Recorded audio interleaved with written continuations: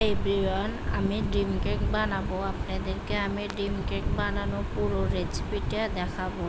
একটা পাত্রে নিয়ে দুটো ডিম নেওয়া হয়েছে। ওইখানে দুটো ডিমের সাদা অংশ একসাথে করে এবং কুসুমটা আলাদা রাখে এবং 1 কাপ চিনি হ্যান্ড ব্লেন্ডার দিয়ে আস্তে আস্তে আমি চিনিগুলো মিক্স করে ফোম তৈরি করব।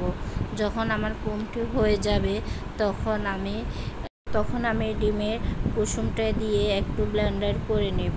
এখন আমি একটি চালনি নিয়ে ময়দা, কোকো পাউডার 2 চামচ এবং বেকিং পাউডার 1 চামচ, অল্প একটু লবণ দিয়ে ছাঁকনি দিয়ে ভালো মতো সব কিছু একসাথে আস্তে আস্তে মিক্স করলাম। তো একটু গরুর দুধ দিয়ে আর একটু ভালো মতো লাঞ্চগুলা মিক্স করলাম। মিক্স করার পর অন্য একটা চকলেট কুচি করে নিয়ে এবং এর সাথে 1 কাপ ক্রিম দিয়ে গরম পানির উপরে রেখে ভালো মতো চকলেট এবং ক্রিমগুলো ভালো মতো গলিয়ে একটি ক্রিম তৈরি করলাম।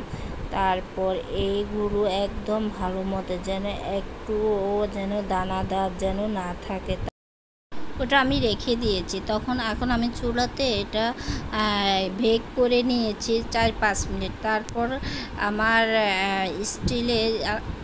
স্টিলের বাটিটার ভিতরে সব কেকের রাইসগুলো দিয়ে ভালো মতো ঝাঁকে এবং কোনো বাবল যেন না হয় ওটার জন্য কাঠি দিয়ে কুড়ে প্রস্ত পরিমাণ আমি 45 মিনিটের মতো রাখছি। পরে অন্য জায়গায় আমি ফোম করছি উইথ ক্রিম দিয়ে, সাথে আমি যে চকলেটটা করছি ওইটার সাথে মিশেছি। দেখেন আমার চকলেটটা হয়ে গেছে, কেকটা হয়ে গেছে। হয়ে যাওয়ার পর আমি একটু চকলেট সিরাপ দিয়ে রেখে এবং একটি ইয়েতের ভিতরে ঢুকে ভালো মতো উইথ ক্রিমগুলো কেকের উপরে দিয়ে আমি এভাবে 20 মিনিট ডিপ ফ্রিজে রেখে দিয়েছি। তারপর 20 মিনিট পর দেখেন ভালো মতো তখন 20 মিনিট পর বের করার পর আমার আমার চকলেটগুলো ঠান্ডা হয়ে গেছে। এখন আমি চকলেটগুলো দিয়ে আমি ফ্রিজে 20 মিনিট ধরে আমি 20 মিনিটে রেখে দিয়েছি। 20 মিনিট আমি রাখবো। রাখা দেওয়ার পর আমি একটা পাত্রে ওই ফিরে পাত্রটাকে আমি চকলেট এবং বাটার, দেখেন বাটার দিতে হবে, বাটার ছাড়া এখানে আপনারা তেল বা অন্য কিছু দিলে হবে না। এখন আমার এটা হওয়ার পর আমি 20 মিনিট রাখার পর দেখেন খুবই শক্ত হয়ে গেছে, উপরে খুবই শক্ত, নিচে খুবই তুলতুলে নরম।